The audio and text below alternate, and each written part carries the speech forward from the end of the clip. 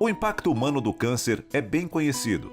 São mais de 500 mil casos e 225 mil mortes no Brasil a cada ano. Segundo pesquisas, a estimativa é de que o país sofra um prejuízo com a doença de 4,6 bilhões de dólares anuais, o equivalente a 15 bilhões de reais e a 0,21% de toda a riqueza gerada. Por isso, a necessidade de se desenvolver novos tratamentos que garantam a saúde e qualidade de vida dos pacientes com câncer. E a farmacoterapia tem contribuído muito para o desenvolvimento desses medicamentos. Vamos entender um pouco mais sobre farmacoterapia, a quimioterapia e os medicamentos quimioterápicos.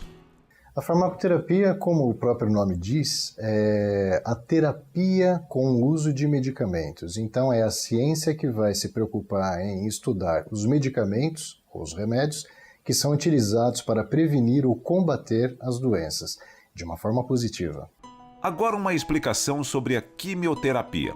Então, a palavra quimioterapia, o termo quimioterapia é um termo muito amplo que é utilizado para se referir à utilização de compostos químicos para combater agentes biológicos. Então, por exemplo, uma quimioterapia que vai ser utilizada para tratamento de doenças causadas por bactérias, a gente fala quimioterapia antimicrobiana.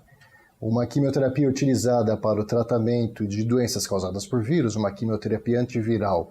E quando nós queremos nos referir a uma quimioterapia, um tratamento com agentes químicos utilizados para combater o câncer, a gente fala quimioterapia antineoplásica ou antiblástica. Acontece que não é muito comum a gente falar quimioterapia antimicrobiana. A gente usa esse termo quimioterapia de uma forma geral, para tratamentos que envolvam o câncer, o tratamento do câncer. O primeiro quimioterápico antineoplásico foi desenvolvido a partir do gás mostarda usado nas duas guerras mundiais como arma química. Atualmente, os quimioterápicos avançaram muito e são mais ativos e menos tóxicos e encontram-se disponíveis para uso na prática clínica. No Brasil, a manipulação de quimioterápicos tem sido uma das áreas que mais tem crescido na profissão farmacêutica. A manipulação de drogas antineoplásicas é uma questão séria e o farmacêutico oncológico é o profissional qualificado para manipular essas drogas conforme a Resolução 288/96 CFF. Isso é uma questão bastante séria e bastante relevante, porque antigamente a manipulação de medicamentos quimioterápicos não era feita por farmacêuticos. Até que nós conseguimos que essa atividade e essa atribuição fosse exclusivamente nossa. O que nós percebemos é que os grandes centros, eles acabam fazendo com que o farmacêutico não manipule mais e no seu local fique um técnico em farmácia treinado para fazer essa manipulação. Hoje tem uma resolução bastante forte que ela diz que em momento algum isso pode ser feito. Antigamente, quando a resolução veio, a 28896, ela veio com algumas brechas que permitiam que fosse feito isso. Então tinha um técnico que manipulava sob a responsabilidade de um farmacêutico. Hoje, uma resolução nova, ela surgiu e ela vem dizendo bem claramente de que em momento algum essa atribuição pode ser delegada para um outro profissional, a não ser que seja um farmacêutico devidamente qualificado na área. Vamos entender os mecanismos de ação e classificação das drogas antineoplásicas. Os agentes utilizados no tratamento do câncer afetam tanto as células normais como as neoplásicas. Porém, eles acarretam maior dano às células malignas do que as dos tecidos normais devido às diferenças quantitativas entre os processos metabólicos dessas duas populações celulares. De acordo com as suas finalidades, a quimioterapia é classificada em curativa, quando é usada com o objetivo de se conseguir o controle completo do tumor. Adjuvante, quando se segue a cirurgia curativa, tendo o objetivo de esterilizar células residuais locais ou circulantes, diminuindo a incidência de metástases à distância. Neoadjuvante ou prévia, quando indicada para se obter a redução parcial do tumor, visando a permitir uma complementação terapêutica com a cirurgia e/ou radioterapia. Paliativa, não tem finalidade curativa, usada com a finalidade de melhorar a qualidade da sobrevida do paciente. A quimioterapia ela pode ser utilizada em várias condições. Primeiro, ela pode ser utilizada com objetivo para visar a cura, né? Para que haja cura, o paciente ele não pode ter metástase. Mas agora, a quimioterapia também ela pode ser utilizada de forma adjuvante. Isso quer dizer, o paciente ele retira o tumor através de um procedimento cirúrgico e depois ele faz as sessões de quimioterapia.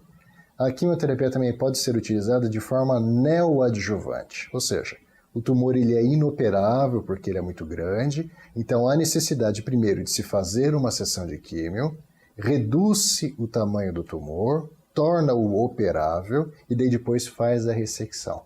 E também tem a forma de quimioterapia paliativa, onde a gente vai apenas prolongar a sobrevida do paciente, vai dar qualidade de vida para ele, vai evitar o aparecimento de novas metástases e vai diminuir a dor, né, que o tumor ele pode estar causando na fase terminal. A quimioterapia, inclusive, pode ser utilizada com outros tratamentos.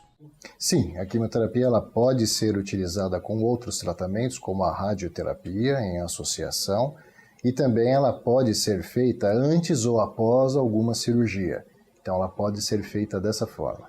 No tratamento quimioterápico, são utilizados protocolos que são a combinação de mais de um tipo de quimioterápico em diferentes doses para a mesma quimioterapia e devem seguir ciclos. Na maioria das vezes, a quimioterapia ela tem um protocolo e ela deve ser seguida de forma cíclica, né?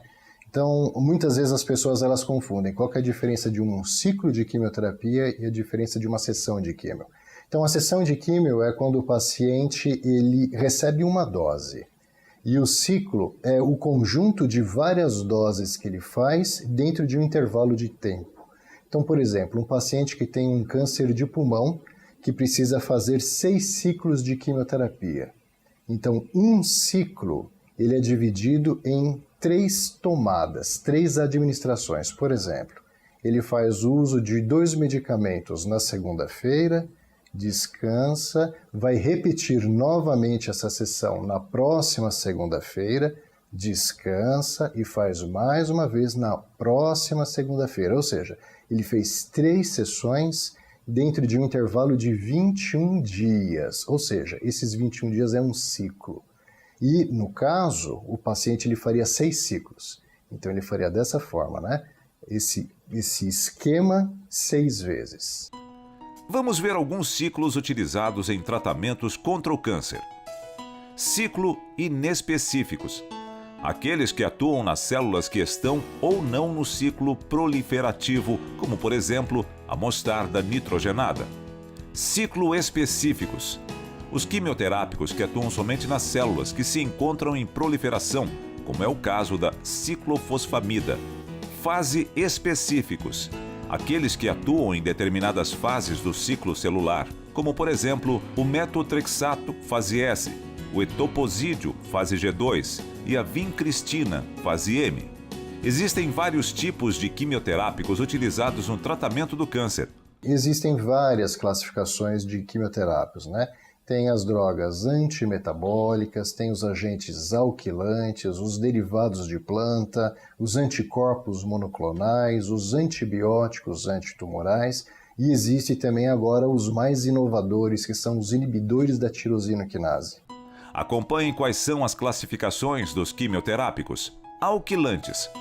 Capazes de substituir em outra molécula um átomo de hidrogênio por um radical alquil. Eles se ligam ao ADN de modo a impedir a separação dos 2 filamentos do ADN na dupla hélice espiralar. Fenômeno este indispensável para a replicação.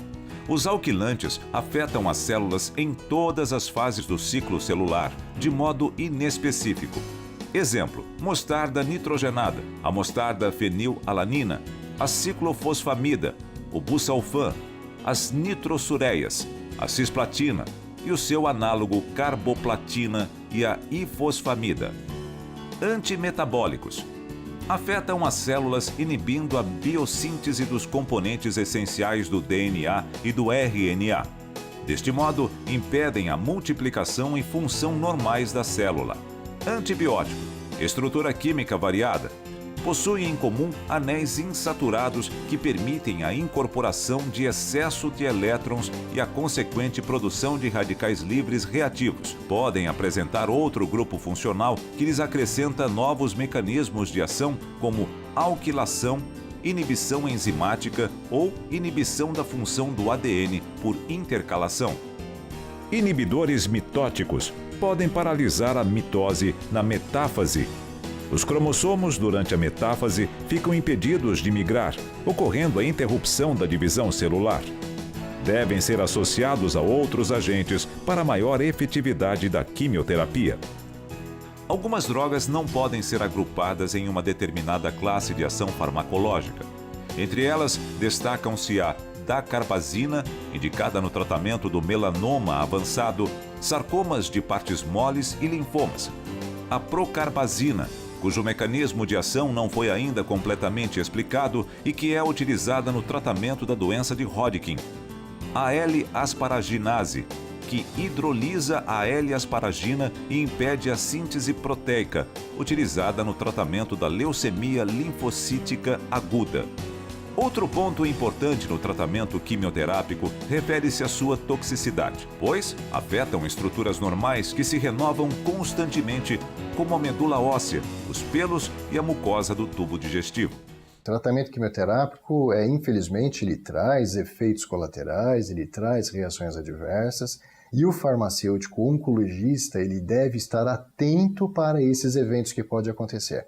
Então, uma vez que o farmacêutico ele já sabe que determinado quimioterápico pode causar uma reação adversa, ele tem que trabalhar na profilaxia daquele evento que vai acontecer. Então, o que eu posso fazer para minimizar o efeito que o medicamento vai causar no meu paciente? Por exemplo, uma droga muito emetogênica, né? Eu sei que ele vai ter náuseas e vômitos. O que o farmacêutico pode fazer junto com o médico, junto com a nutricionista, para minimizar esse tipo de efeito, né? Eu sei que meu paciente ele vai ter uma mucosite muito grande se ele fizer uso de determinada droga. Bom, o que eu, farmacêutico, posso fazer para minimizar esse efeito? Eu não quero que o paciente desenvolva mucosite para depois eu entrar para ajudar a tratar. Não, eu sei que vai acontecer, então o que eu já posso fazer para minimizar o aparecimento da mucosite ou para evitar que ela não aconteça? Então esse é um papel muito importante do farmacêutico. Vale ressaltar também que nem todos os quimioterápicos ocasionam efeitos indesejáveis. E a cada dia, novos quimioterápicos são incorporados aos tratamentos visando a redução da toxicidade dos quimioterápicos dos pacientes e devem seguir alguns critérios para evitar efeitos tóxicos que ponham em risco a vida do paciente. Ela pode ser adaptada, né? E o que a gente fala é assim, o nosso paciente ele tem um status performance, ele tem uma condição. Então é lógico, e as doses elas são dadas de acordo com um protocolo já pré-estabelecido e a superfície corpórea que esse paciente tem. É lógico que essa dose ela pode ser adaptada ao status performance do paciente, ou seja, se ele está com uma disfunção hepática, algum problema no fígado, se ele tem alguma disfunção renal, algum problema no rim, se ele é muito idoso, se é um paciente já bastante debilitado pela doença, é lógico que o médico ele pode fazer uma adequação da dose para aquele perfil do paciente, para a condição em que ele está passando naquele momento. Outro fator importante ao tratamento refere-se à falha da quimioterapia antineoplásica, que é devida à resistência às drogas. Esta resistência ocorre porque populações celulares desenvolvem nova codificação genética, mutação. São estimuladas a desenvolver tipos celulares resistentes ao serem expostas às drogas, enveredando por vias metabólicas alternativas através da síntese de novas enzimas. O tratamento é descontinuado quando a população tumoral é ainda sensível às drogas. É aplicada a intervalos irregulares. Doses inadequadas são administradas. Resistência a múltiplas drogas está relacionado à diminuição da concentração intracelular do quimioterápico e à presença da glicoproteína 170P. É necessário ressaltar que a quimioterapia antineoplásica requer, por sua complexidade, profissional devidamente capacitado para sua manipulação, e ele deve seguir normas de segurança. É sabido já que o medicamento que cura o câncer, se for preparado de forma inadvertida, ele também pode causar o câncer.